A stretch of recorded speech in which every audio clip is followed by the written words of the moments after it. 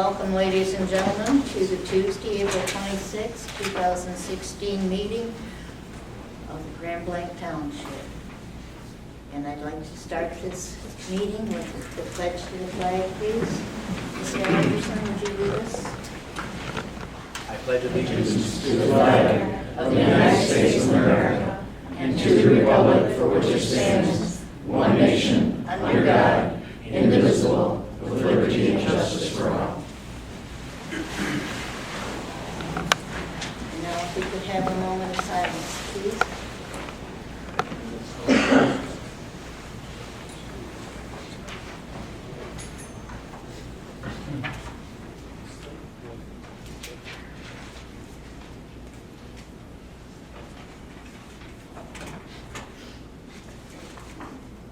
Thank you very much. And now I would ask for a motion to approve the agenda as presented. I'd make a motion to approve the agenda, but I think we would like to add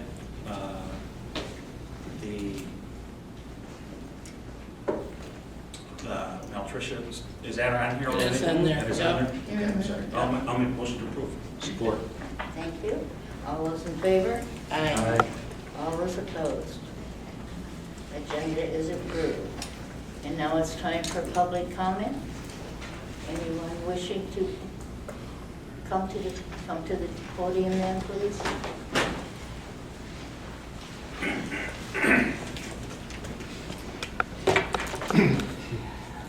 I'm Ms. Barbary. I've come to you several times, and the last time I was here, I spoke to you about the Assistance Firefighter Grant. I was told to go to the Fire Commission, and I've done that. And with all of the information, there was no discussion, no motion, so FEMA still has an application with multiple inaccuracies. I started reviewing the SAFER grant and was shocked to learn that our fire department, from the AFG grant to the SAFER grant, has gotten more advanced and now performs hazmat technical services and airport rescue firefighting. And that their budget operating costs for personnel went from 79% to 87%. That's quite an increase. But I'm also quite concerned that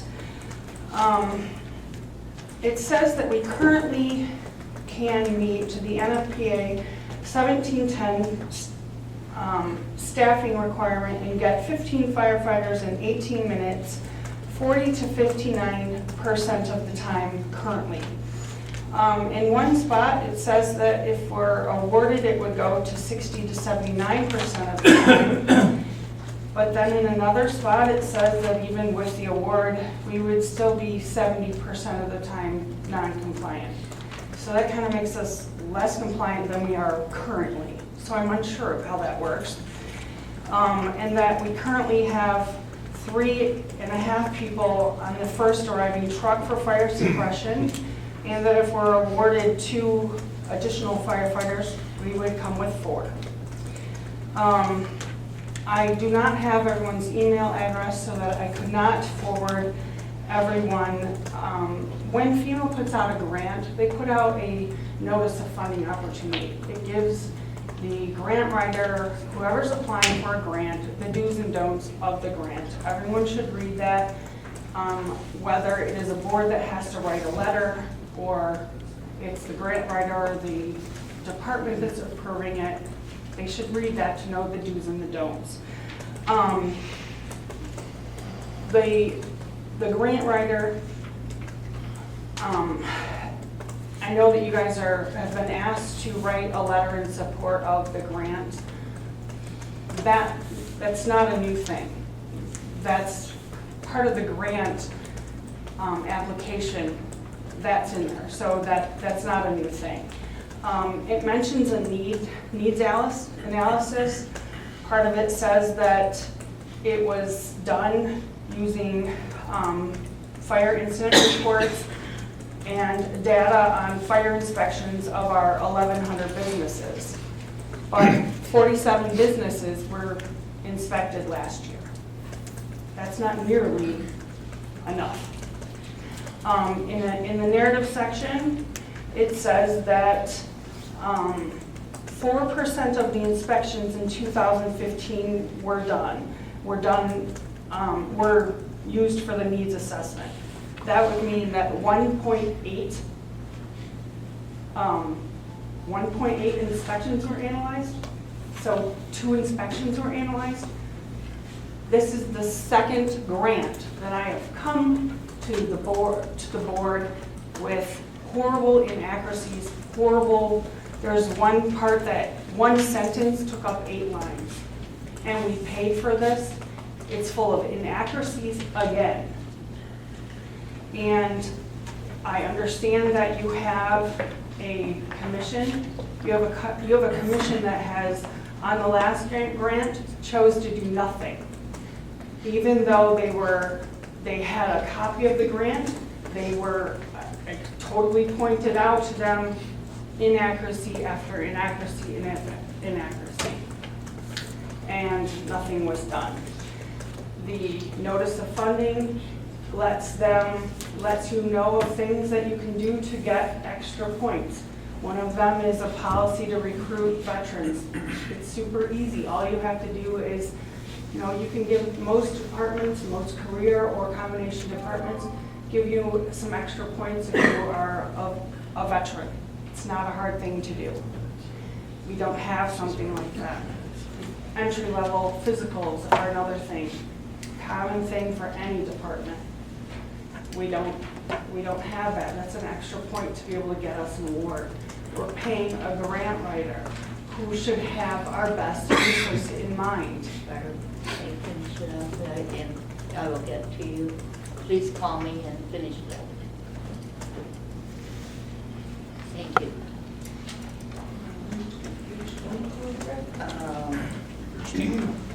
Anyone else for public comment? Ed? We missed you, Ed. Pardon? We missed you. Ed, 7212 Border Road.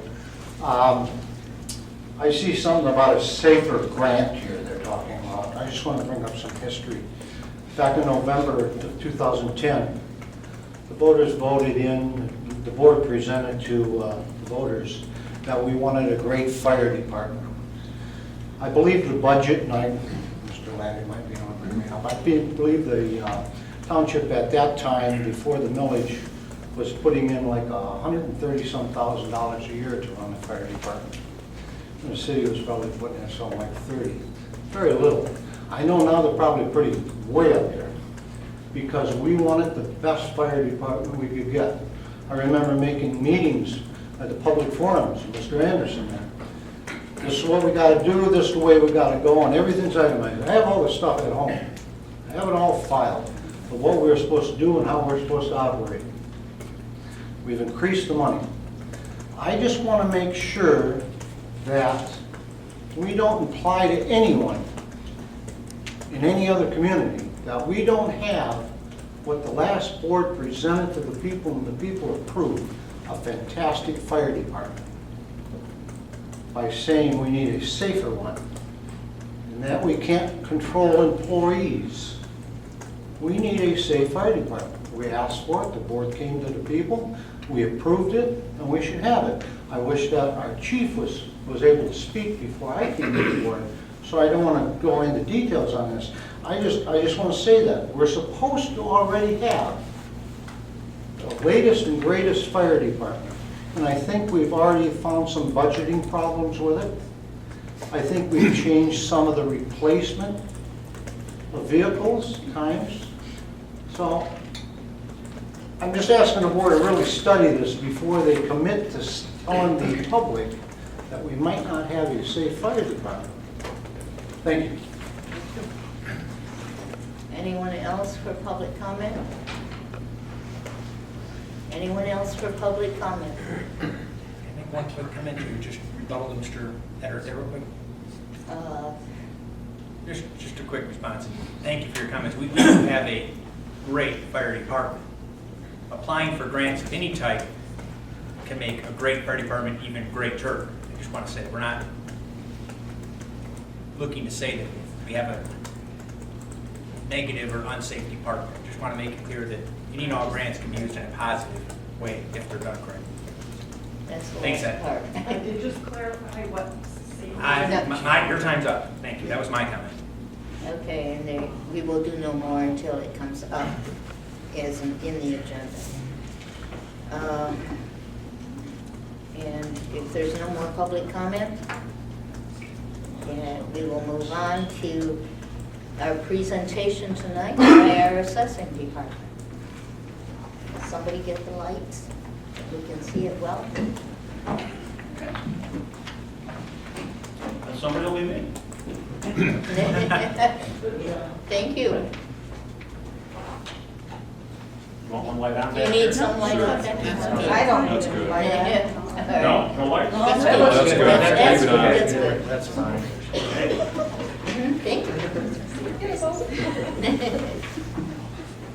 Well, thank you for the opportunity for our department to come let you know what we do.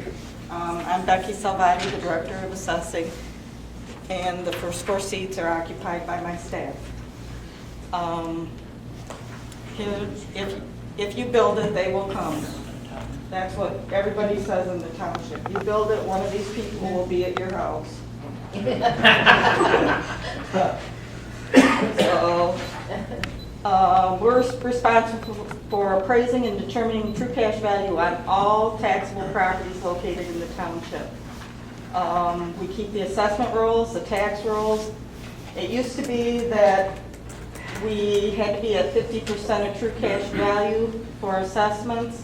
We still have to do that, but in 1994, when they passed Proposal A, we got 2 sets of records. Now we have state equalized value and we have new taxable value that's limited to the cost of living. So that's what Proposal A did for us, was limited the amount of increase in your taxes. We serve as a source of information for the public by maintaining for general inspection subdivision plat maps as well as property record cards. We have over 14,200 real parcels and over 900 personal property accounts. The appraisers in this department are constantly reviewing and updating records. We don't have downtime. Once we close our books on one year, we're on to the next one. Right now, we just started 2017. We try to assess fairly and equitably amongst the taxpayers to assure that the records are accurately maintained. If somebody tells us we have something wrong, we'll come out and verify it, and we'll fix it.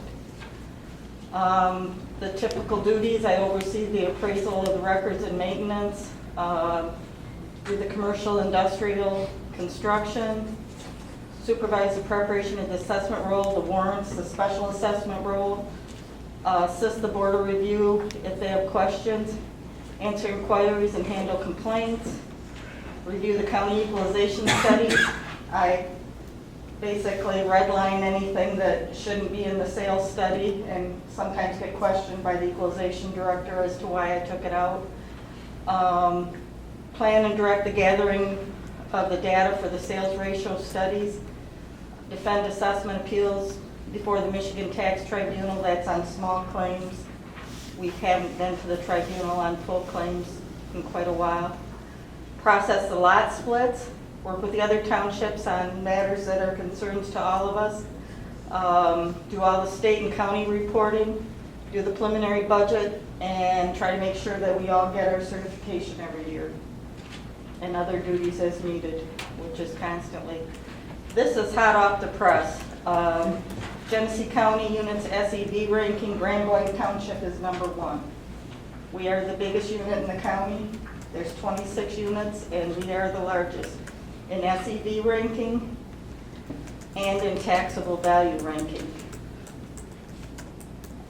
Flint City has dropped to #4, and for years they were #1, always, always, always. But this is some of the new construction that we picked up last year. We added $2.5 million to our roll in true cash value on this property. We already had $1 million on it from the prior year. York Federal Credit Union on Holly Road, we added $4 million to the tax roll on this parcel. This is a beautiful building. The Del Webb Senior Community down off of Baldwin Road.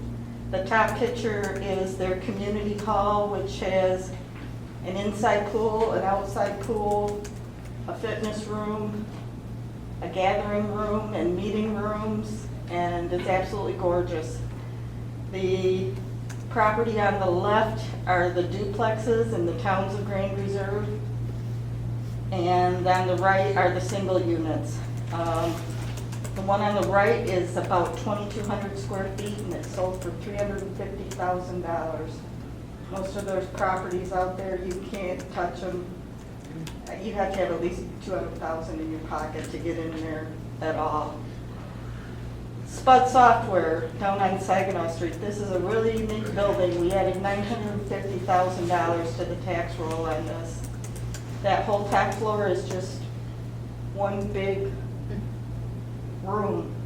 And they just have long tables set up, and the guys sit there with their computers with whiteboards on the wall and do their work. That picture doesn't do it justice. No. That building is No. really great looking. It's, Inside. yeah, but it was Inside a is cloudy, fantastic, all glass. Beautiful. Yeah. it was a cloudy day, Yeah. All right. but it's just really unique. When you took us through it, the whole front on the bottom is a chef's kitchen. Above it is his offices. And other than that, it's just a big eating area on the bottom and a couple of offices. And the top is just one huge room. At least one of our firefighters works there. Oh, okay. But, you know, it's just really unique. It's not something that you see every day. Now we're gonna let our appraisers, each of them are gonna come up and let you know what their responsibilities are. Good evening, everyone. I'm Mike Dowler from the Assessing Department, appraiser.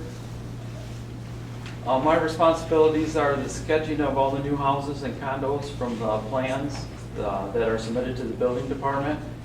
We did about 178 or more in 2015. And after I draw them, I go out and verify all the exterior dimensions and interior information for all the new houses. And then after that, we enter all that information into the BS&A system to value them for the year.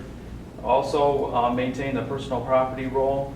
And in doing that, we canvass the township every year to look for all the businesses that have left the township, and then to pick up all the businesses that have come into the township for the new year. And also I sketch all the land divisions that happen during the year on the Apex program. And during the summer months, in our re-inspection program, we usually do over 870 houses annually, and we just started that program, as Becky had mentioned. And also I assist the assessor with any sketching or measuring of commercial and industrial stuff. And with the addition of our newer staff members, I've also been involved in helping train the newer staff members also. Thank you. Hello, I'm Diana. I've been at the township for 28 years. I've been assessing for 20. I basically am the one that people see first, answer phones, wait on people when they come in. I process all the deeds, transfer affidavits, and principal residence exemptions that go with them. We did about 1,400 deeds last year. Danielle just started handling sections 1 through 6, 1 through 7 through 36. Try to assist anyone that I can within the department if they need sketching done, something like that. And then I work with the taxpayers on the various exemptions, besides the principal residence exemption. We have about 45 disabled veterans exemptions now. And I think we probably have about 15 poverty applicants. They can apply in one of the boards of reviews, so we may get more. And then I'm also working with the newer members of the department in their training and trying to give them the benefit of my experience.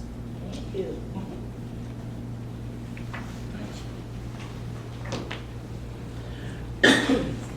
Danielle Harrington, I'm one of the new hires in the assessing department. I've been there about a year and a half. I've been with the township since 2004. As Diana said, I'm responsible for sections 1 through 6 for the property transfers, affidavits, from residence exemptions. I'm responsible for over 870 of the re-inspections of the existing homes in the township.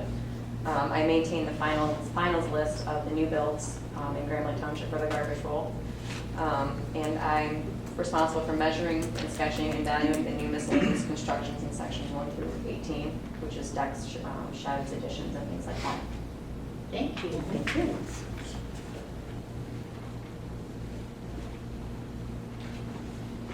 Hi, my name is Teresa Wood, and I am the newest member of the assessing department. I've been there since October of 2015. I've been with the township since 2002. I'm in training to be responsible for the re-inspections of 870 houses annually. I will be learning to process sales, transfer affidavits, and principal resident exemptions. I'll be learning how to measure, sketch, and value miscellaneous new construction in sections 19 through 36. I have entered building permits into our assessing system, which there was 564 permits in 2015, and I will be learning to do the lighting roll for special assessments.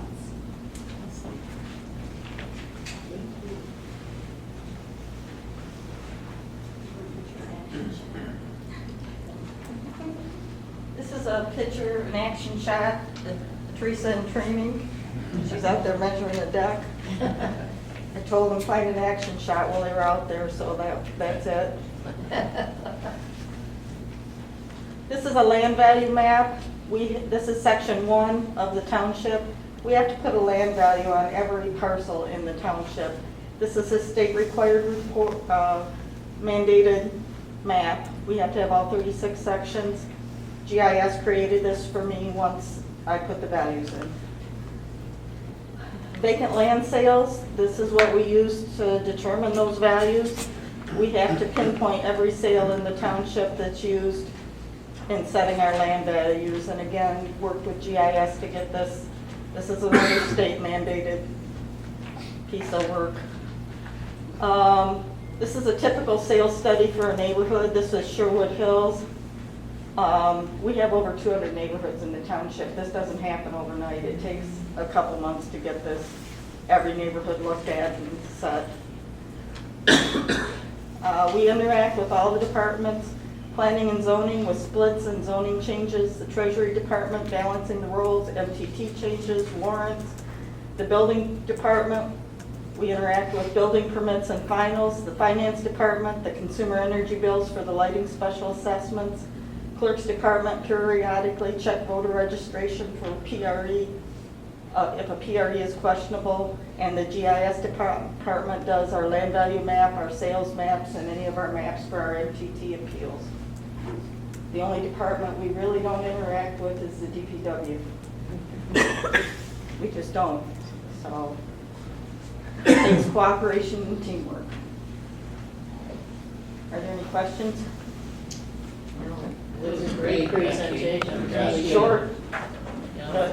One comment I'll make for you and your staff is I've had a few residents sometimes disagree with the evaluation of the property or feel that we don't have the value right, but every one of them always made a point because I've asked about the situation. I'll say the staff is exceptionally friendly. I've never heard a single negative comment about any of you or your staff. The assessors that are out there doing the assessing, so everybody speaks highly. We give them whatever information we get. Yeah, I understand. This is what we've used. If you don't agree with it. What I find is I think the residents that are, and I'm probably guilty of this too, that are living in your house for a long time and don't plan on selling, think, wow, is it really worth that much? And then the ones that are selling are like going, oh no, it's worth more than that. Just, you guys do a great job. No, we had a gentleman, he said, my house cannot be worth $400,000. And I said, here's the sales study, and he just sat there with his eyes wide open. He says, I'm done. Yeah, when you present the facts, but everybody that has mentioned to me that they've had their home evaluated and stuff, and mentioned would have friendly staff, so. And if they bring in their stuff and we're wrong, we're wrong. I mean, Fix it. we'll fix it. I had a person say, I don't have basement finish. And I took him in and said, Mike will get him, come out, make an appointment with him. He'll come out, we'll fix it through the board of review. Now, look, yeah, absolutely, you might have it down as 2.5 baths when it's 3.5, Right. or so on and so forth. So, you know, we will correct anything, you know, if somebody says our information isn't right, we want it right. We want everybody to pay for what they have now, for what they don't pay. So, Well, we're proud of the job you do, Becky, thank you. Yeah, keep up well, the it good work. doesn't happen, you know, at the bottom of 2 of those slides, it says that they help train the other people. It wouldn't happen without them. Right. Well, you guys do a great job. Keep it up. Very good. Thank you.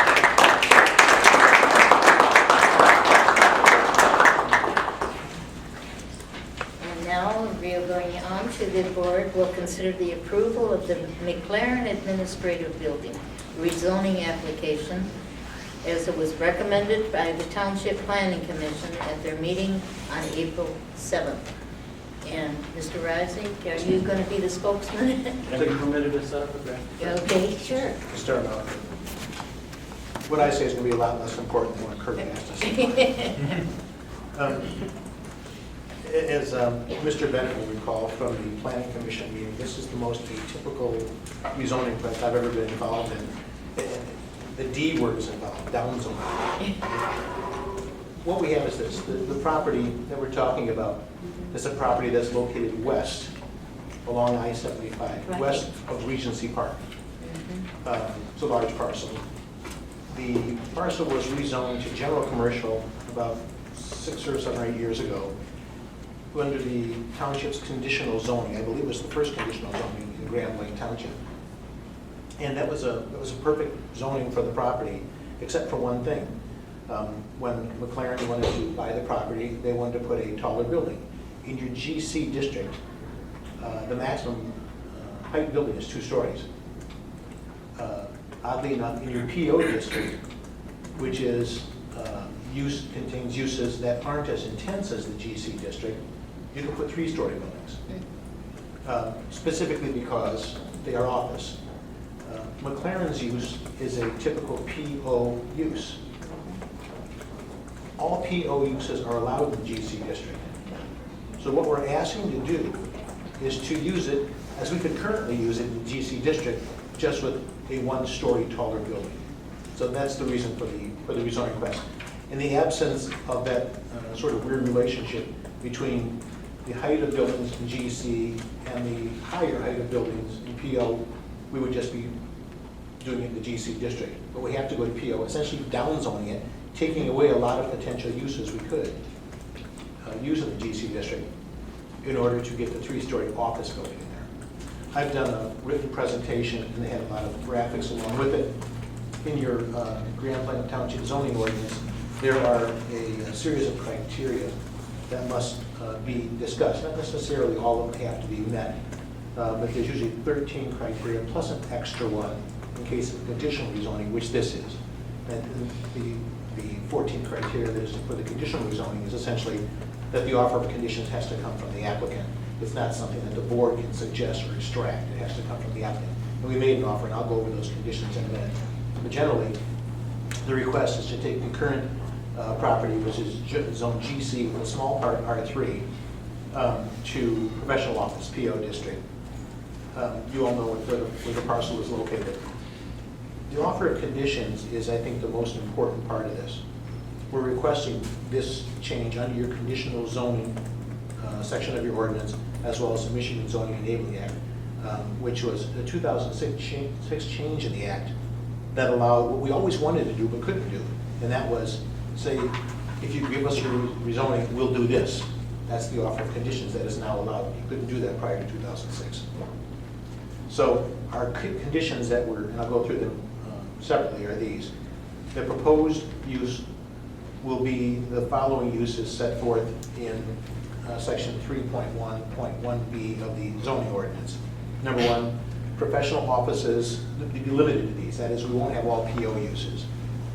professional offices of lawyers, engineers, architects, insurance and real estate agents, financial consultants and brokers, advertising firms, any other type of executive or administrative offices, and similar or allied professions. Professional offices of physicians, dentists, etc., other medical professionals. Offices of nonprofit, professional, civic, social, fraternal, political, etc. Business services and computer services and data processing centers. The underlying assumption in limiting to those uses is that the list of uses will permit the use of the property for McLaren Healthcare Corporation's executive, general billing and support services offices.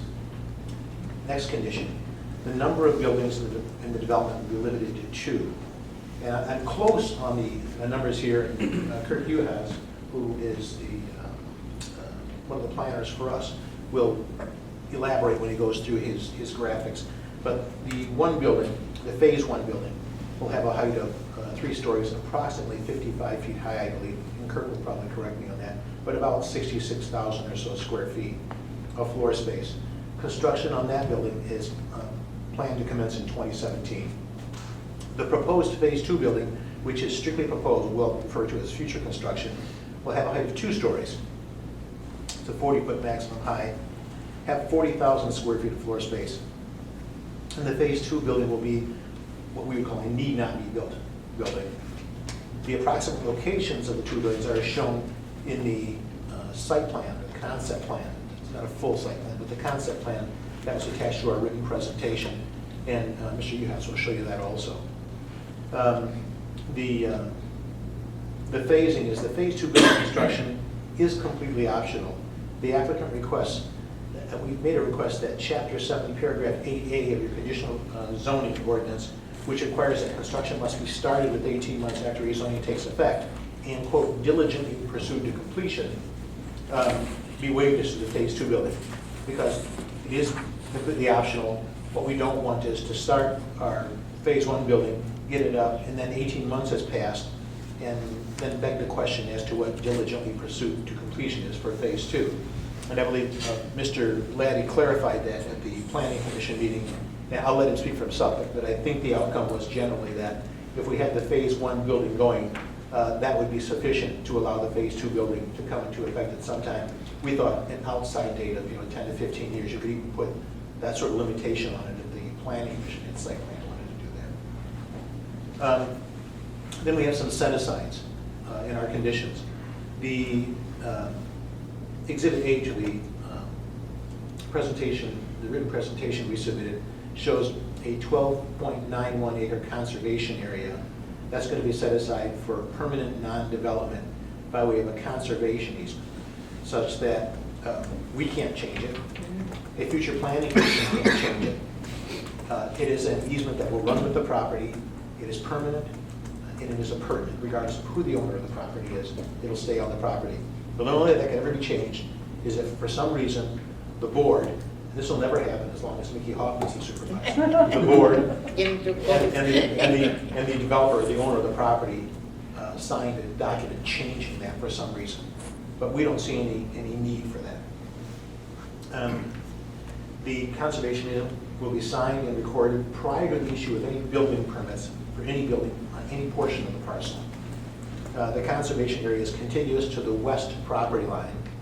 It's currently zoned R3. There'll be a minimum also of 100-foot site development setback located in that conservation area. And you saw that on the concept plan. It's a separate, I believe it's green. The property owner, of course, in order to get those conservation units recorded, will actually have surveys done and provided recorded descriptions that will be attached to the conservation easement, as well as a survey that will show the conservation easement. So a person looking at it will be able to tell by legal description as well as drawing with stakes where the conservation easement will start. If rezoning is granted as requested in this application, the owner of the property will prepare, submit, after agreement with the township as to the specific terms, a statement of conditions or an agreement with the township that sets forth the conditions that we're offering as required by section 7.3 of your ordinance. Rezoning does not become effective until that agreement signed by the township and the owner of the property, that is the fee owner of the property, is and this is a voluntary offer of conditions for rezoning. It's not anything that the planning commission suggested to us or required of us, or that the board required of us. As I said, I went through the conditions in my written application. The one I do want to point out is one of the criteria for rezoning is for the applicant to show you that they cannot have a reasonable return on the property under its current zoning. I told the planning commission, and I'll tell you, I will not make that argument here. I figure out of the 14 criteria, if we meet 13 of them, I'm not going to argue that we cannot make a reasonable return on it under GC, because the use that we're seeking is the same use that we could have under GC. It's just that we can't put a 3-story building there. So I'm not going to tell you that we couldn't do that. With us tonight, we have Jerry Mansour and Khalil Saad from the current owners, SCM Developments. Here Hugh has from JJR here. And we have Dan Medrano from McLaren Hospital. Last time we were here, somebody asked a question from the planning commission about how many jobs would, moving in the township, relocated, and things like that, if the phase 1 building is built, and then if the phase 2 building is built. And if you have that question, if that's of import to you, Mr. Medrano is here to answer those questions. I'll let Mr. Hughes talk about other matters. I know that Mr. Reardon probably has a very specific question about access, if I'm not mistaken. But if you want to ask that now, maybe a good time to start. Well, then I will ask. I want to make sure that the residents on Maltricia are not going to be affected by any traffic coming from this area. You have no plans for that? Okay, first off, I'm Kirk Uhas. I'm with the architecture engineering firm Smith JGR in Detroit, Michigan. We're the architect, engineer, and planners for this project. We're very familiar with the history of this project. It was the past rezoning in 2009 and 2010. Our development plan for this beautiful piece of property has been extremely sensitive to our neighbors. We want to be a good neighbor by use and by design. So there are no plans for accessing that site from Maltrica. We had a meeting with the township a week ago Friday that included the director from the DPW, fire inspector. I believe Dennis attended that meeting, as well as the township engineer. Even if there was a need to do that, it's almost a physical impossibility because of the slope of the property on that side. And we've done so much to try to isolate and blend or hide this building from view from the residential neighborhoods by preservation of the trees on that side of the property, by what would be a recorded easement, to be able to have to open it up, for traffic or for emergency entrance, and some of the planning objectives. Okay. I thought I saw that there was at one point an emergency entrance exit. Yeah, and it was for the rezoning several years ago. What happened there is, when we went to site plan, they wanted us to put an emergency crash gate at what I would call the west end of the property, so that in the event that Regency Park Drive was blocked, that fire vehicles, emergency vehicles could get in from the west side. And so it was, and I'm sure Kurt knows what they call these things, but it's essentially crushed stone packed into the ground, covered with a thin layer of soil with a crash gate. The crushed stone was supposed to be strong enough to carry emergency vehicles, large emergency vehicles, a pump truck. And We have several of those throughout the town. and that was required at that time. And that makes sense to me, as long as we don't have. No plans for any sort of principal or ordinary access. We have 2 buildings proposed for this site. The primary building is this first phase of construction. The second building is a protect for a building of that size. Our traditional rezoning request is based on these 2 building sizes and these 2 locations. I have a question. Sure. Well, just in response. Yeah, I'm sorry, the projector's not liking my presentation format, so I'm going to rely on words if you want to. Regarding that Maltrika Drive, I don't know if anybody's driven back there, but I did a few weeks ago, more than that, but it's very densely wooded. And in order to put a drive in, I believe you'd probably have to cut down quite a few trees to Right. even attempt to put a drive in. Actually, this is a view from Maltrika Drive, showing the visibility of the property where that building would sit through the Right. trees in the worst-case scenario. So in terms of designing this building to, complement the site and also, maintain that kind of privacy is something Right. we've tried really hard to achieve. Well, plus there's a 20-foot drop there, Yeah, I right? understand. Because you're talking 870 feet, and of course, where you guys are at, it's 850, so it's 20 You foot could difference. not build a road that would Right, satisfy yeah, right. your It's own not township regulations or Right. the county regulations. Right, it's not even feasible. But just to present some details of the project. The first phase of the project is the three-story, the conditional rezoning is for a 67,000 square foot building. Through design, we're probably around 62,000 right now, so it will not be larger than what was submitted. It is a three-story building. The site is very beautiful. It's got both regulated and non-regulated wetlands as well as the hardwoods on the property. Very, very difficult site to develop. So some of the architecture is almost a response to what the site allows us to design to properly manage it for stormwater and circulation and building. All of the available utilities are terminated through the phase one of Regency Park at the property line. We had a discussion with the fire inspector about bringing a full-size water line to the building and splitting that for fire protection and domestic water supply. He was in agreement with that. And all of our pavement surfaces and all of our parking lot design is more than sufficient for fire department vehicle access and circulation. So, we concluded the presentation that the design was proper and the city engineer was supporting that as well. The building, what I say, is intended to, take advantage of some of the natural features of the site by design, and because of where it is placed in the site, a little bit of a low area, again, being sensitive to the neighbor's needs. The height of the building will be about 56 feet. A lot of that is a screen around the mechanical equipment, so the surrounding residential neighbors, don't have to look at mechanical equipment on the roof. They can look at part of the building. The building is comprised of several different contemporary building materials. The facade that faces I-75 is intended to be a semi-custom metal panel, very attractive, very appealing to the setting and the building itself. A lot of the building is brick masonry and other glass and aluminum glazing systems.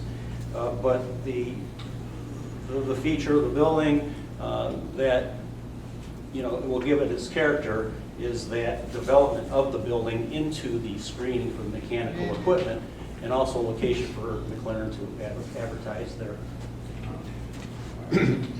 corporation on the site.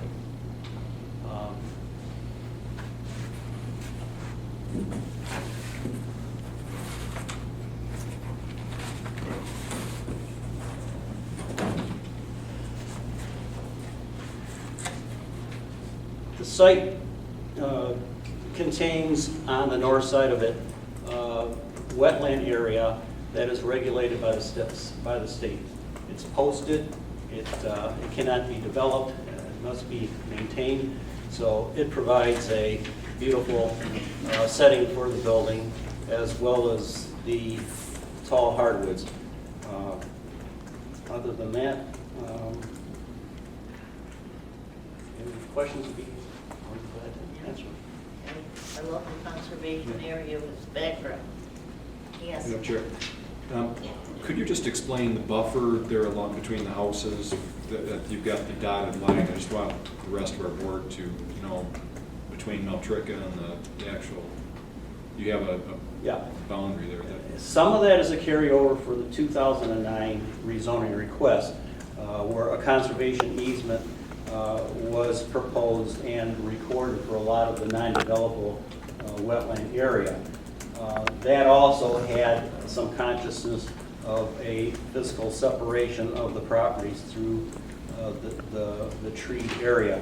So we are proposing, as part of the conditional site plan approval, a 100-foot buffer of very mature standing deciduous trees for the privacy and screening reasons that we talked about, and some carryover from the planning objectives in 2009. So that will never be developed, and always remain a standing piece of property. There is no arguing that there are some trees that will have to be removed for the development of this property. As we get closer to where the buildings are sited, it is more wet than it is hardwood, and even the quality of the trees in that area is pretty poor. So we're trying to not disturb the mature trees to the best of our ability. And through your zoning ordinance and through good planning, we'll be replacing trees where we have opportunities to place trees. I think there are some features of this project that you won't see in a presentation board, just in the terms of the way that we're collecting rainwater and discharging from the property. So it'll actually be a feature around the buildings, and we have 2 detention ponds proposed. Those will not normally have standing water, but will be landscaped and part of a pretty dynamic water control system on the site. Good. On that drawing, forgive me because I can't quite remember, the top right-hand side, that little parcel of land that sticks out connected to Mount Trishman, is that not, and that is hatched off, that's not going to be part of the development at all? It's not part of the development. It's currently recorded as an access easement. I presume for access or enjoyment of that part of the property. Correct me if I'm wrong, man, but It's for the DEQ to be able to access. and that, yeah, that, Okay, gotcha. Okay, sorry. I just wanted clarification on what I was looking at. So thank you. So that's recorded. That's part of the property. We don't have any intention to change that or not record it. Any other questions? Yes. I personally like this presentation this time versus the computer, just so you know. I think they did a nice job. Very good. Thank you. Yes. Looking for a motion? All right, you're making the motion for I do have one question. Can you give us a ballpark on the amount of jobs that this might bring to the Fair Lake Township area? That's fine. I'm I sorry. don't want to take much of your time. I'm again Dan Madrano, the Corporate Director of Facilities Management with the Retirement Healthcare Corporation. We are reconsolidating our corporate headquarters, and so a lot of those employees are working in the Flint area. So some of them will just drive south. But on day one, the first building is sized for 230 employees. We have 137 now. So when we move in next summer, we would have 165. So, and it's shelved for an additional, to get us to 230. So you can see we're gonna end up on our first building bringing about 100 net new positions to the area. The second building is sized for 250 people, and as the corporation grows, it would be our intent as we continue to consolidate services that we would bring them to the second building. So we don't have a timeline for that. It's kind of dependent upon the future growth of the organization. And, does that answer your It question? does, thank you very much. I would like, I'm sorry. I was just curious to the ballpark numbers. And Madam Chair, I would like to say on behalf of Phil Canardi, the President and CEO of McLaren Healthcare Corporation and our Board of Directors, we are thrilled to be part of your community. We're thrilled that we're able to keep our corporate headquarters in Genesee County, and we're thrilled to have the opportunity to be members of your community. I'll kind of right back at you. We're thrilled to have you. Actually, I'm in negotiations with my own wife about it. Great community, she'll love it. Yes. I'd like to make the motion that we approve rezoning. I'll second. All right. We'll have a roll call. Roll call, okay. And by the way, I assume that to approve the rezoning, the proposal is to the PO zoning district, together with the proposed conditions as offered by the applicants. Yes. So said. Okay, Mr. Bennett. Yes. Myself, yes. Mrs. Hoffman. Yes. Mr. Guzik. Yes. Mr. Anderson. Yes. Dr. Reardon. Yes. Welcome to Grand Blanc. Thank you. Thanks for coming. Thank you.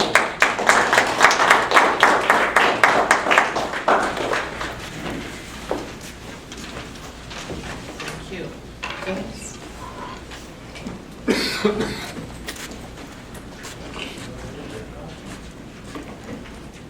The next thing on the agenda is the board shall consider a request to provide a letter of support to not cut any fire department positions for 2 years as a condition for receiving the SAFER grant.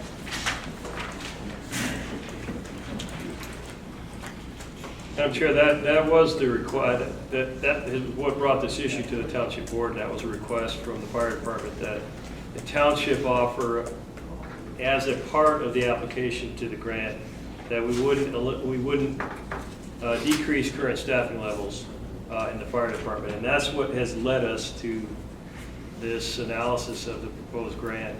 But that again is a piece of the puzzle that had to be provided by the township board that has not been yet. And so with that, I think we'll let your presentation continue. Yes. Go ahead, Dave. Madam Chair and honorable members, I know there was some safety concerns in regards to the fire department, especially with this SAFER grant. With the SAFER grant, even the SAFER grant, it basically states that it's either for improving or restoring fire department staffing and employment capabilities, and that's on page 7 of 26 of the application. I'm looking to basically improve the staffing levels and also the services that we provide to have the fire department safer. Okay? So basically, some of the questions that were asked were mitigate what type of mitigation we've done since the inception of the combination system. Basically, we've done recently started engine company inspections, tried to increase public education, seeing personnel accountability into place. Rules and regulations are in the process of being updated, changing staffing on the first due engine response, utilizing the deputy chief and the fire inspector to be part of the first engine response, and seeking alternative funding opportunities and also data-driven needs. If you look on pages 2, 3, and 4, another question that was asked is utilizing the provided SAFER grant personnel that if we are approved with that grant. The first SAFER firefighter would be on a 24-hour work shift. You'd all have another firefighter on a 40-hour work week. Both of them would be fire inspectors. Over the 2-year grant, we would be reevaluating the retention of those firefighters throughout the 2 years to see if it's within our capabilities after the grant is over, whether we should continue on, retain them, lay them off, or apply for another SAFER grant. The work done over the 2-year period would include responses, inspections, education programs for the community, just basically equals better service for the community. It would free up some administration work with the deputy chief and the fire inspector. Cost savings, some would be because those firefighters would be in place. Vacation, sick time coverage. The grant does cover the cost of 2 positions for 2 years. It would free up several shifts that would have been covered by part-time firefighters, which would bolster the midnight shift and other possible areas that were lacking in. And that would be for the second due engine response. The second due engine response is important because you're relying on water supply, and also personnel and equipment, additional equipment on the fire scene quickly. And we would be able to stay within the budget and provide a better service in doing so. Another question that was asked was basically what would we do if the grant was not granted? What kind of mitigation with safety concerns with present staffing that we do have? You'll find that on pages 4 and 5. Presently, we man Fire Station 1 with 3 to 4 firefighters on a 24-hour basis, 7 days a week.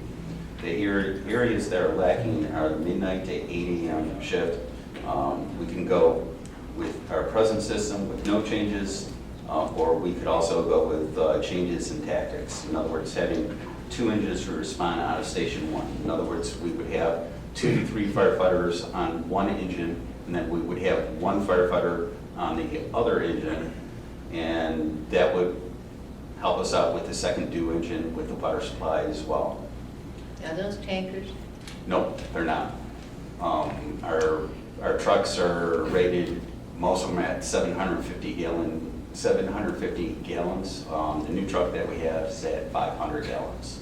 So a lot of the areas in the township, they do have hydrants, but there are some areas that we don't have hydrants. We would be calling in tankers as well for that from other surrounding fire departments. So, all right, so it would be 2 of your regular engines, okay, and then you would call in a tanker? Yeah, in that areas that don't have hydrants. Presently, our all-call response for the second due engine is anywhere from 11 to 20 minutes. Usually between 11 and 13 minutes is usually what our response is by our paid-on-call staff, which is actually a very good response. Keep our present staffing. Another way we could go is basically keep our present staffing and fight the fire from the outside, and either knock down the fire sufficiently to make entry, or wait till the second due engine arrives before making an entry. Our duty crew responses are at 7 minutes. Second engine response tend to be about 3 to 4 minutes longer. That may not sound like a lot of time, but when it comes down to life safety for the firefighters, also for additional manpower, water supply, for going into a fire and searching out possibly for victims, every second, every minute counts. Another question that was asked was alternatives present and future that we can seek out. You'll find that on pages 5 and 6. Basically, to seek out additional funding for the fire department for its future to provide the services to the public. This can be anything from a millage increase, increased funding from the city or the township, or both, funding from grants, which is what we're trying to do. The midnight shift right now is lacking a 4th person. We'd like to get a 4th person on that midnight shift. Question was brought up whether or not having police outfitted with turnout gear in their trunks. That's this type of system doesn't really cure the problem that we're seeking to fix. It doesn't address that problem. It doesn't address the second due engine, and it's really not feasible. In regards to automatic mutual aid, it does not fill in the gaps where we need the second due engine response right away. Our surrounding departments do not man the stations, so this is not feasible as well. The other thing that we can do is basically pulling back some of the Kelly days from the full-time staff. Right now, the staff receives 12 Kelly days, and 7 of those Kelly days possibly can cause overtime, but it would be less likely. But it would also possibly lower the costs, and using those savings bolster the areas that we're lacking in. That is feasible. Increase our inspection fees to cover costs, cost recovery for fires, accidents, other incidents, and this would be only through the insurance companies if it would be applicable, so it wouldn't be on the taxpayers, and that's feasible as well. We could go to an EMS platform for better service to the community, fees charged to insurance companies. In the future, look at community care medicine to expand services. Look into whether or not we would be eligible for the present EMS millage, and this would be feasible as well. Part-time fire inspection program, 10 to 20 hours a week, utilizing all our present fire inspectors, sending others to become fire inspectors. It's feasible, but it would be minimal, and basically the only cost that we'd be recovering would be from personnel, for the personnel that are going out and doing the inspections. We can investigate an increase in the current fire millage, which would bolster the manpower of both full-time and part-time ranks, and implement a staff model to include both, to include the second engine response, and that would be feasible as well. Basically, summary on pages 6 and 7, recommendations and suggestions over the next 3 years. Seek opportunities to hire additional full-time and part-time firefighters. Ending medical first responder training to the fire personnel for added protection of the staff on hazardous incidents. Filling in coverage for added inspections utilizing all fire inspectors in the department, whether full-time or part-time. Also add coverage for events, education, and suppression, which will add costs to the department. Seek out alternatives to improve the response of the second arriving engine, basically providing adequate staffing and water supply for this. Look at data-driven facts to address future coverage for the community, and manning the L9 stations using the same platform that we have for Station 1, but expanding that out to Station 2 and 3, which would, if that would be applicable within our budget at that time. This would improve our response times for the second due engines down to 3 to 5 minutes. It also would improve our ISO ratings, lowering insurance premiums, providing better service, and possibly expanding the service we now have. This is not feasible, but there are steps that we can take to bolster the manpower over the next 3 years. Alternatives listed on page 6, which is basically taking the Kelly days and seeing what we can do with those, increasing inspection fees to cover cost recovery, whether it has to do with fires or car accidents or other incidents, using an EMS platform, part-time fire inspection program, investigating increase the current fire millage or increase funding from the city and township.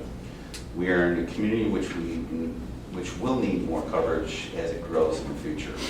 Now, over the next three years, in order to provide the necessary services, we need to seek out the possible alternatives, which would be, again, changing the tactics and how we operate, station response with all calls, research to see if there would be times to increase or decrease manpower at certain times of the day. In other words, either add shifts or delete shifts if this is feasible, and that would be data-driven as well. Another step to see where the community would be, to see where the community's weaknesses is in regard to the fire department. This could be increasing its program as a whole, working with the building departments for inspections, for receiving certificates of occupancy, working with DPW, bringing hydrants into areas with no water supply, and include EMS up to and including ALS transport into its future to add services and increase the budget. The Grand Blanc Fire Department needs to work with all of the departments and businesses to decrease the ISO ratings and lower insurance rates.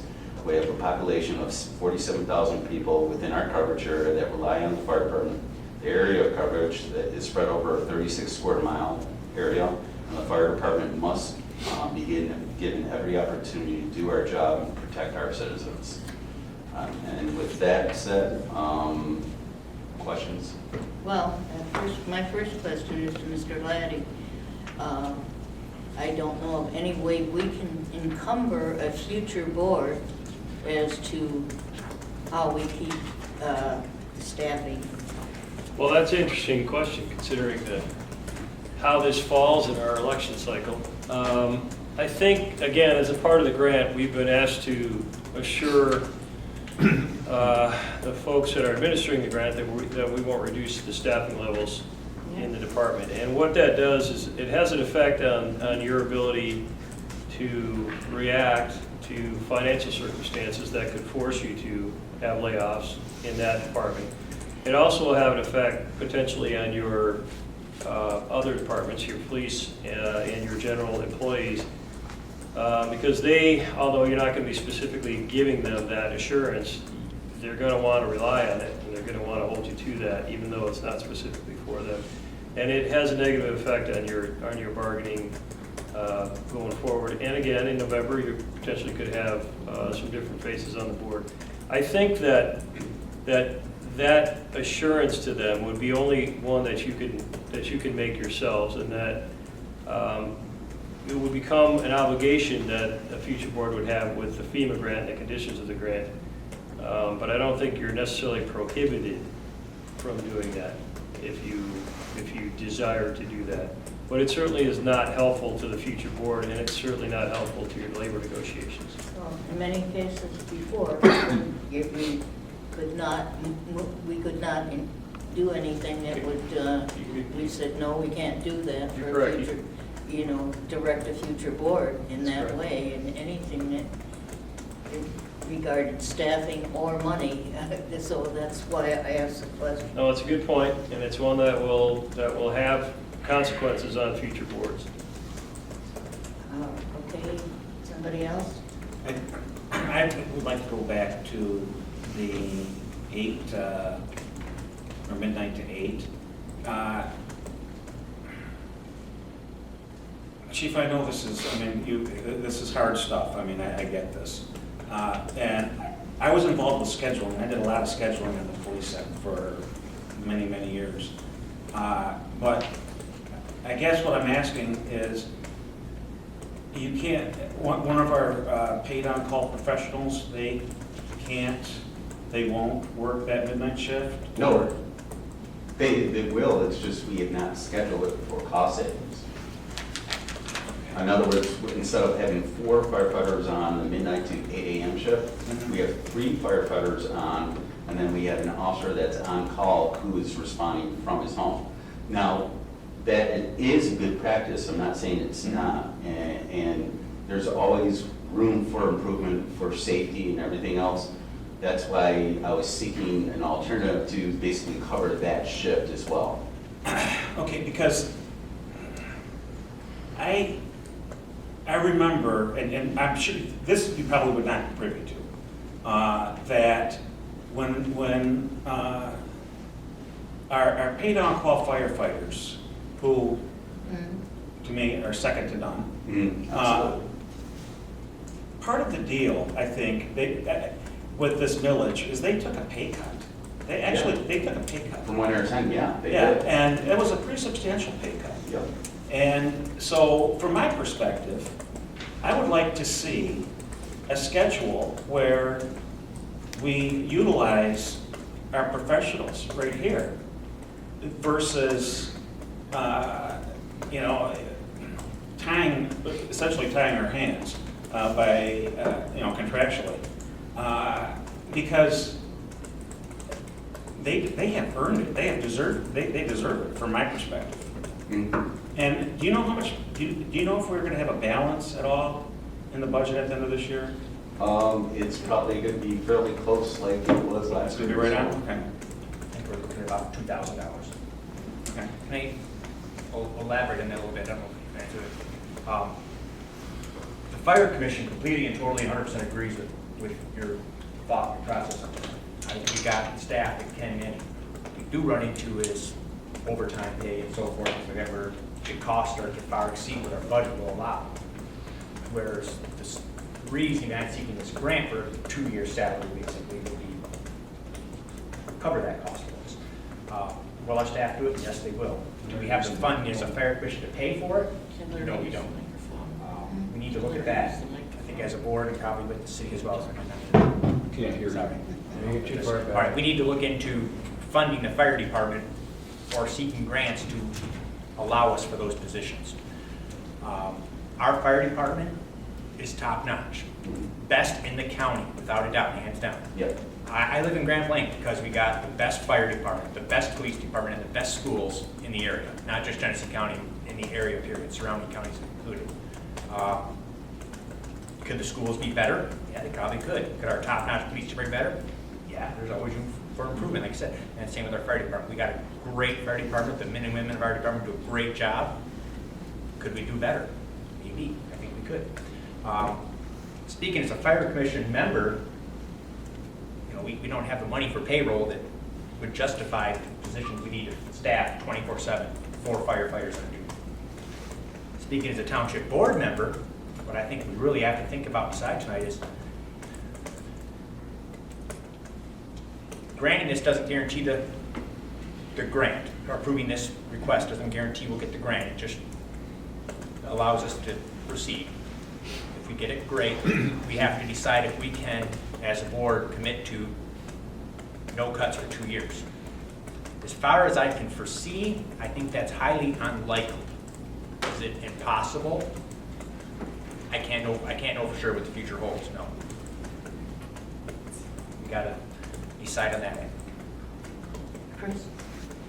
I can't find the papers that I had in my hands when I came here with all your emails, and I had them all scratched up in yellow.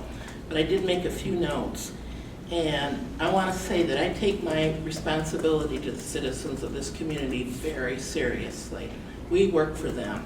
And I can't even begin to tell you how upset I was when you came in here the other day and told us that our citizens and our firefighters are not safe. Because we do have, from everything I'd always heard, the best fire department. And to hear that we're not safe, I mean, I've spent, since that time, I've spent hours and hours looking over as many facts as I can find on fire departments and our fire department. And I don't believe that we're not safe, but I think that's a very bad scare tactic to put out to the public. And you say that the Grand Blanc Fire Department does not have enough necessary manpower to mitigate the loss of life and injuries without 2 additional firefighters. That just doesn't even make sense. 2 people cannot make that much of a difference. Actually, 50 people cannot make that much of a difference. Actually, 1 person can make a difference. Well, okay, so if you believe this is true, what percentage of time do you spend riding on the truck? What, I don't. You don't ride on the truck, and yet you're telling us that our people here aren't safe because we need that 1 more person on I the didn't truck. say we weren't safe. What I said, we were at risk. And there's No, you always, said. and there's always room for improvement. David, you said we were not safe.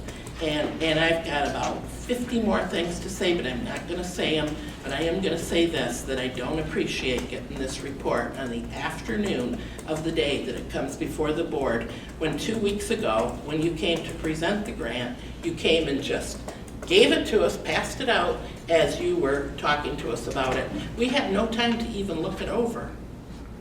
No time. And the same thing tonight. And you knew we were upset about that 2 weeks ago. And the same thing happens this afternoon at 3 or 4 o'clock. We get this I was asked to give you a report. by Friday. We were supposed to get it by Friday. Misunderstood them. Because we don't make decisions based on, oh, here, look at this. I mean, we have to have time to read them, process them, and figure out what's for the best for our community. I understand, and as the fire chief, I have to, make decisions on what's best for our citizens as well. That's why I'm presenting it to you. If it was construed that I'm using fear tactics or other things in that kind of manner, that wasn't my intent. I was questioned several times. I can't remember if I said we weren't safe. You did. 100% sure, but I do remember saying that, yes, we are at risk, and there's always room for improvement. And that's truly how I do feel. Will 1 person make a difference? Yes. Will 2 people make a difference? Yes.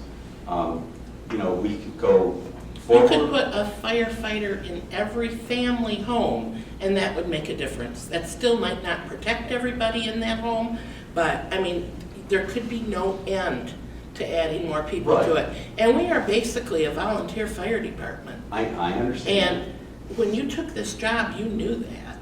And you said you'd be able to work with that and schedule that. And I have been, and as I've gone through it, and I've seen some areas that are lacking, that's why I'm presenting this to you, to make sure you understand the areas that are lacking for improvements, because there's always room for improvement, as I said. So I think I've been handling the job just fine since I've been here. I mean. Well, if you're telling me that you think that for the safety of these men and women, that we need another person on a truck, you should have been on that truck until we came up with an alternative. Because you would be the one that would be responsible for their safety. I can't be on all the trucks. I have meetings and other things, so if I'm out, but I have been on the trucks, and I have gone out on fire runs, and I have gone to fires and other incidents. So I have been around when I have been needed. So it's not like I'm not taking this not seriously or anything like that.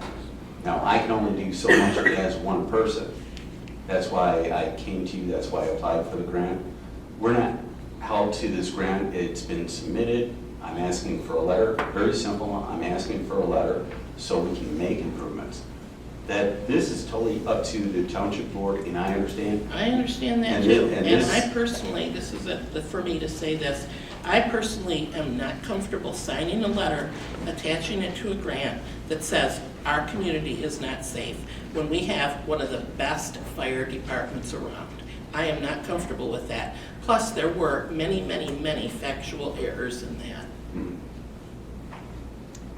I understand, and that's why it's presented to you. You are the board that makes the decisions. You make the final decisions. Scott? Yeah. I'm not sure where the vote's going to go tonight or what have you, but I guess my concern is I want to make sure that that we look at the process that we go through for applying for grants so that we maybe don't end up at this position in the future. And I appreciate looking for money, and we need to do that. We do that with the police department. I think we try to do it everywhere, hopefully. Try and Parks and grant money. Recreation have all that. Yeah, but I think it's important, whether it's the Parks and Rec or Police Department, Fire Department, that it'd be a partnership with, and I'm thinking that Dennis probably wasn't hired. And when did you apply for the grant originally, or when was it started? That was due March 25th, I believe. Okay, so it probably started sometime in February. So I guess my thought is it needs to be a partnership on working on any of these grants, whether, like I said, the Parks and Rec, we don't want them committing our township to things that maybe we aren't comfortable with committing to. And somehow we need to put some kind of policies in place so that we don't, drive down the road and get to This is my problem, a too. caution sign that, hey, guess what? And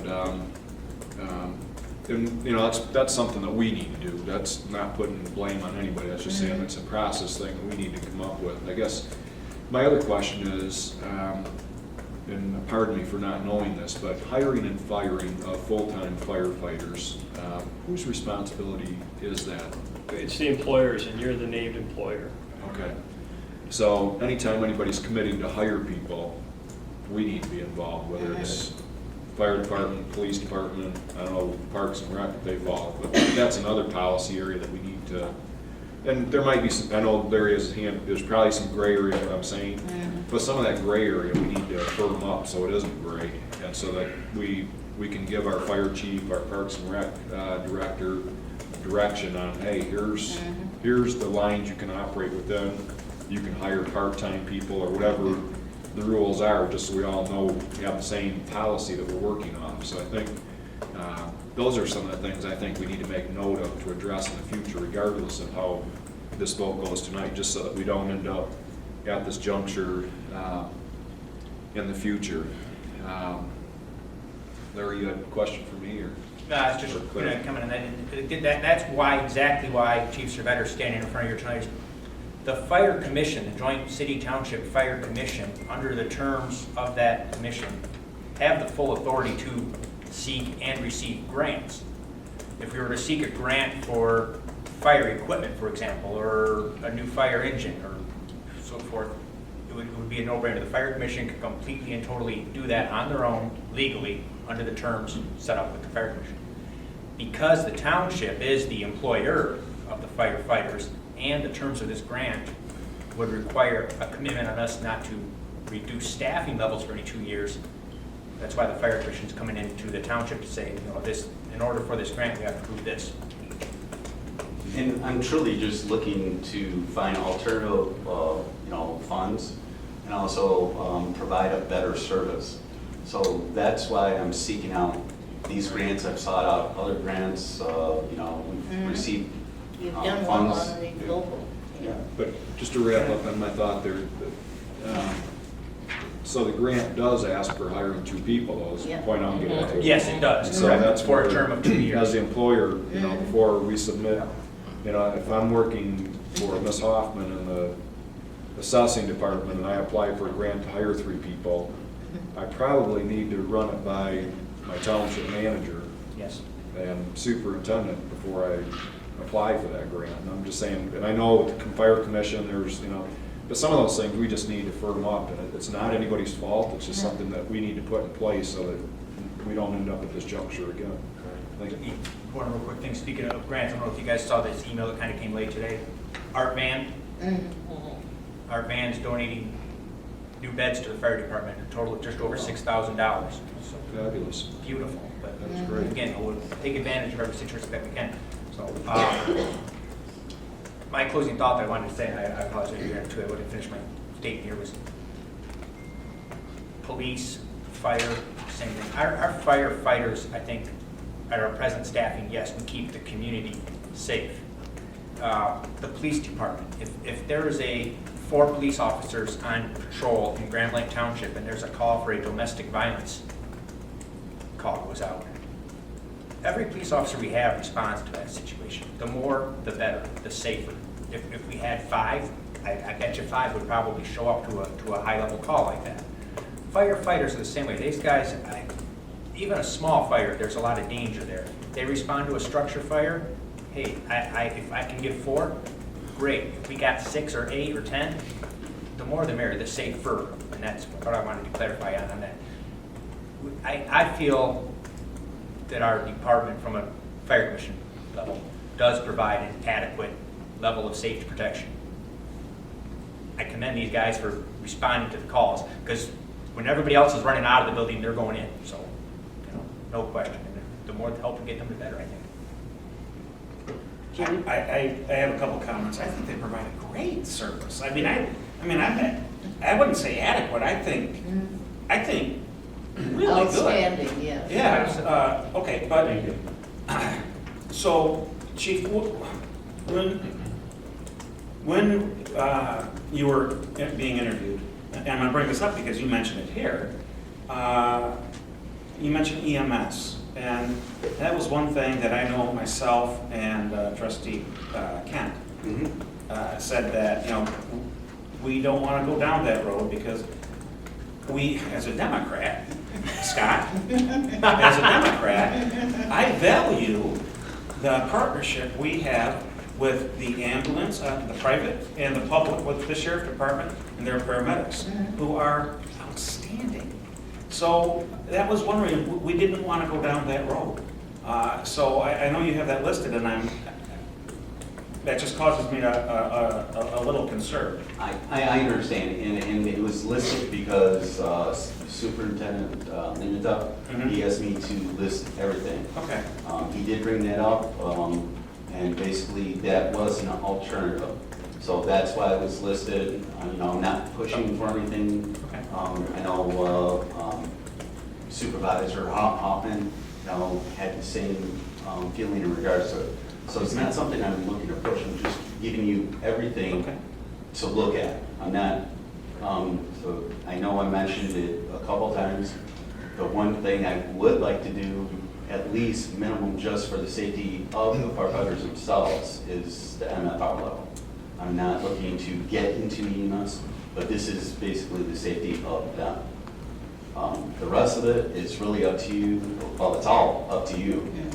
Well, the training though, isn't the training, I mean, isn't that one of the agendas you set each year? I mean, so you might want to send 4 people to MFR, you might want to send, I mean, don't you kind of control that? I do, but if I start sending all these people into MFR training and you hear about it and I didn't come to you, then I'm good with that. I'm good with you going to Mr. Limata and saying, hey, this is the game plan. I mean, when, well, now it'll be Chief Lyles, when he has an excessive amount of training, he's gonna get approval too, just like Chief Stan did. I mean, that's standard protocol, but I'm just. It's the EMS thing, and that's why I'd rather be upfront with everybody about it and what I'm looking at, instead of just going ahead and doing it. How many MSR trained people do you already have? Mostly, actually, the people who are trained are either EMTs or paramedics. I couldn't tell you the number exactly of those, but like the new firefighters, we have 4 of them. I think 3 of them aren't MFR trained. I'm sure possibly up to half the department isn't. Okay, so half your department, so likely one of them would be able to be on the first responder basis. Yes. On any call. It also depends on who's inside the burning building. Sometimes you have multiple people doing different things. That's why I was looking to basically have everybody just trained in the first responders. And that's it, you know. So I wasn't looking to expand on that. It's just really the safety of the firefighters. And if other people are inside a burning building or whatnot, that are paramedics and EMTs, and there's one person that's an MFR on the outside, at least we have that person that can initially take care of that person. Now that's what I thought, that you had many that would be on a first responder basis that could take care of that. I couldn't tell you the exact number. I'm uncertain of it because I haven't even looked into it. This is the first time I'm bringing this up, just to keep you aware of it and see how you would react to that. How many now are on call? How many on-call providers or people do you? Well, right now we have 37 either part-time or paid on call, and then we have 4 full-time. No, I know the full-time, Okay, but the on-call varies from time to time. So Yeah. at this time, I'm asking. Holidays, it could be 10 people, it could be 5 people, it could be 30 people. Certain times of the year, because everybody's on vacation or out of town or doing other things, sometimes we have lower response, but generally, the response is actually pretty good. We usually get anywhere from probably 12 to 15 people. So it's actually really good. Yes.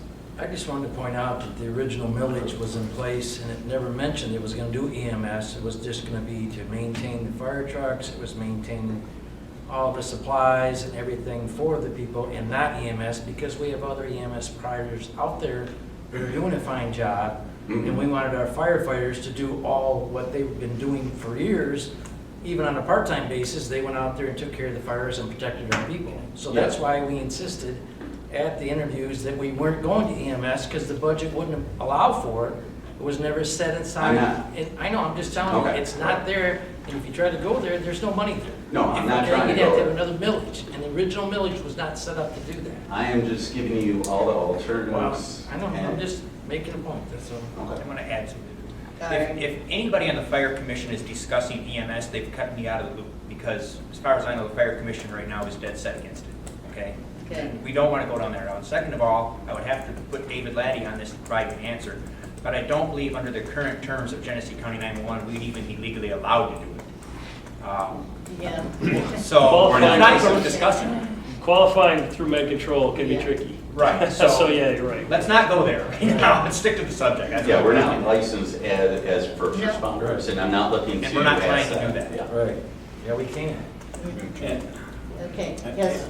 I'm sorry, go ahead. Oh, That's right. I just want to say in the future, I think we need to make sure the conditions of the grant, I mean, the devil's in the detail, right? And, That's my problem, because I found yeah. conditions in this grant that were wrong, just plain Yeah. wrong. I mean, statistics were out of date. It's very difficult for me to say no to money Yeah. coming to us, but you always have to look at the strings and the fine detail, and I'm not comfortable with a lot of those details, so. Jude. Again, it's been a long time. There's probably only one guy in this room that's been on the fire department when I was on the police department, I'm thinking. But whenever we went to a structure fire chief, whenever, and I went to him, the county would send a paramedic and an ambulance if there was any doubt.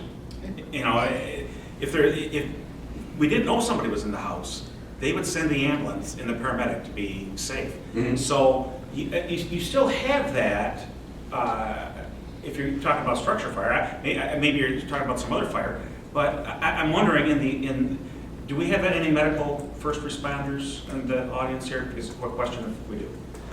How long is the training for that? Training for that, if you're EMT, it's 6 months for the MFR. Mm-hmm. It's more than that, it's over a year now for the EMT, including your clinical time that you have to do. So- It's almost a associate's degree by the time you get done with the Right. paramedic part. So with medical first responder, I mean, if you could set aside, you know, are all the full-time ones MFRs? Are all our full-time firefighters? No, they aren't. Because, you know, you might want to, you know,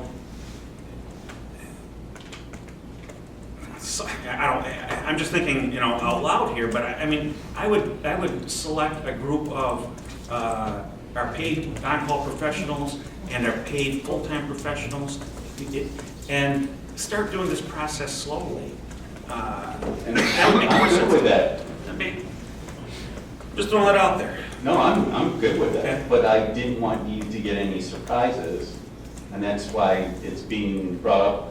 That's why the alternatives were put in here, so you have the full picture of everything. So that way you can make an informed decision. Thank you. Larry? David Laddie to you, maybe Mr. Sutter for input. MFR, medical first responders. As far as I understand the laws right now, or the rules with the Genesee County 911, correct me if I'm wrong, every single firefighter in our department could be a fully trained EMT or paramedic. But we are not an EMT department, and we technically means you can provide first aid, you can take it, if I were to drop on the floor here, you can do CPR on me.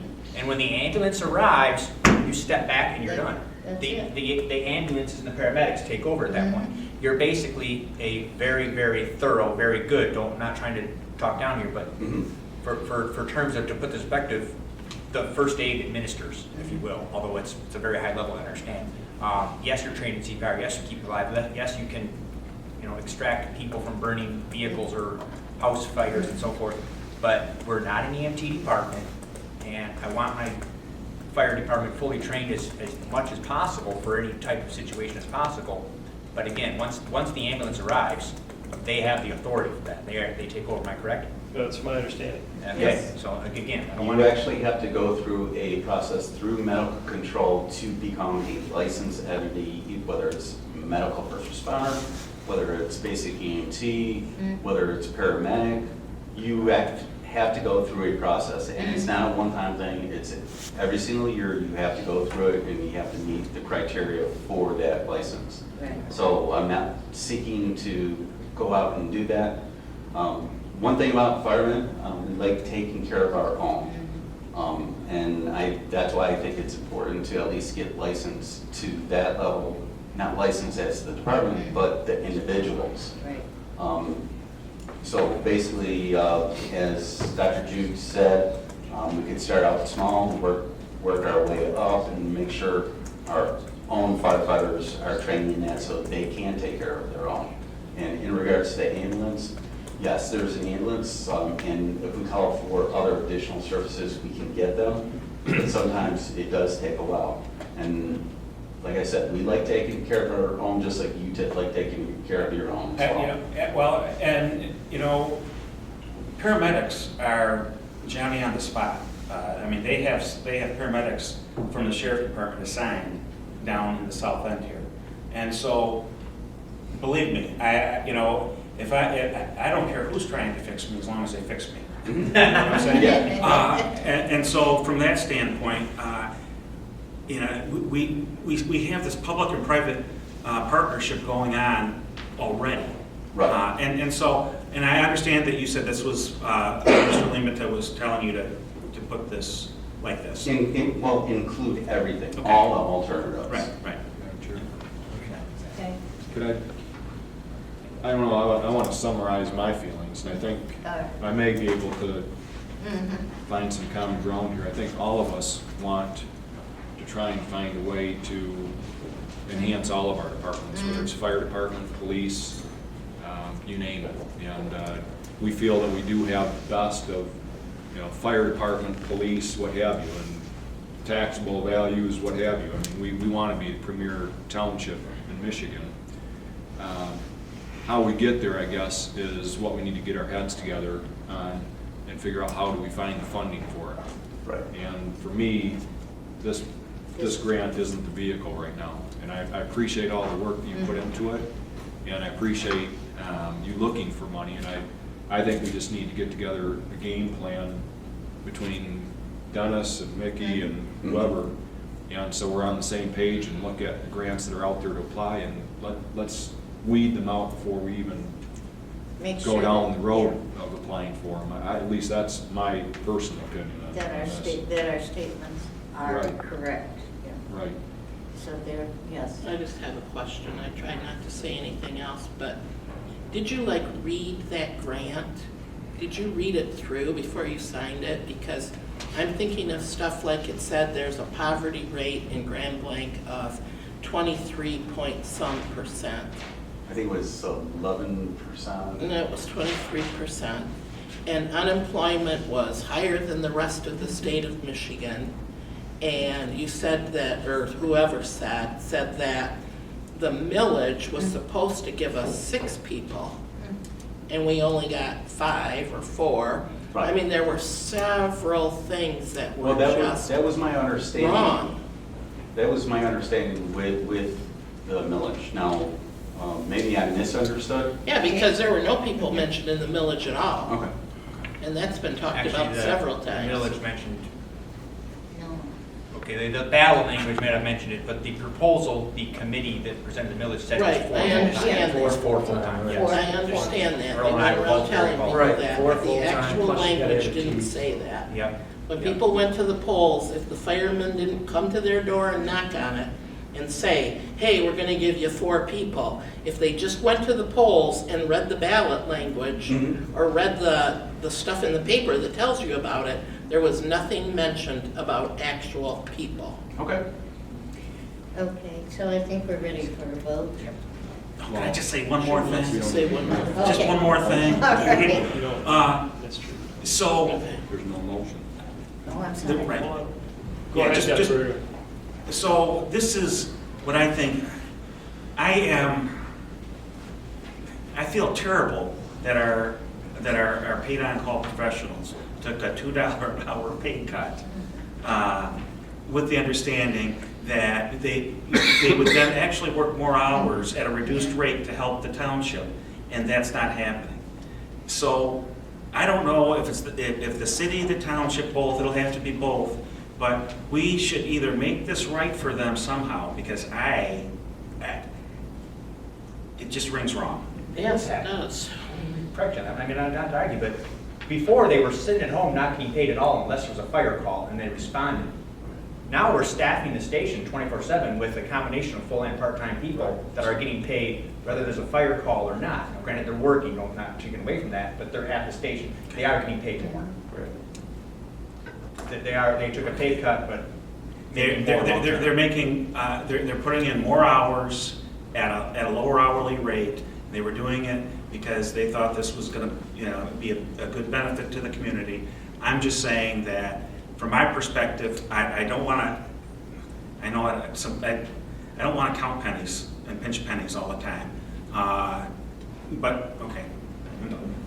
Madam Chair, if there's other discussion, then by all means carry on. But the way I read the agenda item is it's an affirmative request for us to provide a level indicating that we won't cut, or the level of employment personnel, that we won't cut that level as a condition of the grant. And so in order for you to provide that, you would need a motion to authorize that letter and to issue that letter.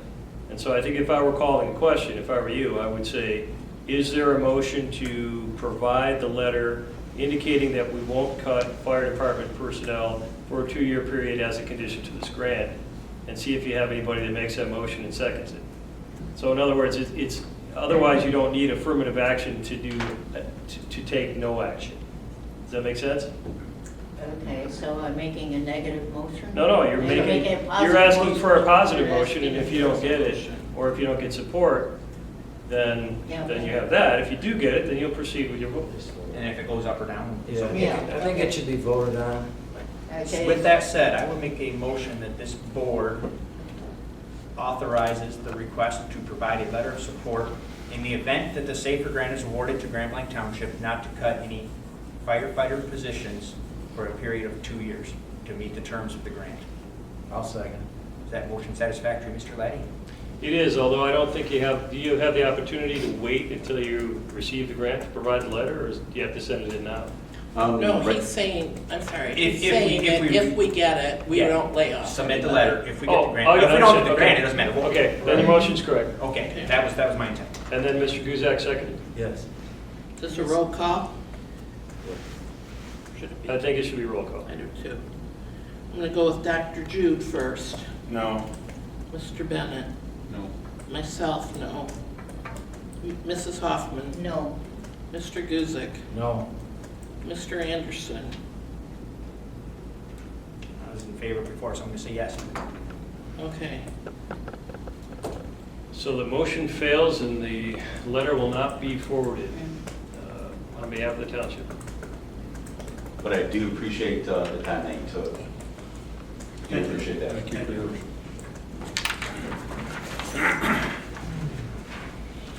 And do you have any extra? I don't have anything to add. If anybody has any questions, I'll try to answer them. Any executive session? Okay, and our manager is not here, he's on vacation, so, I'll make a motion to adjourn then. all right, is there a second? Support.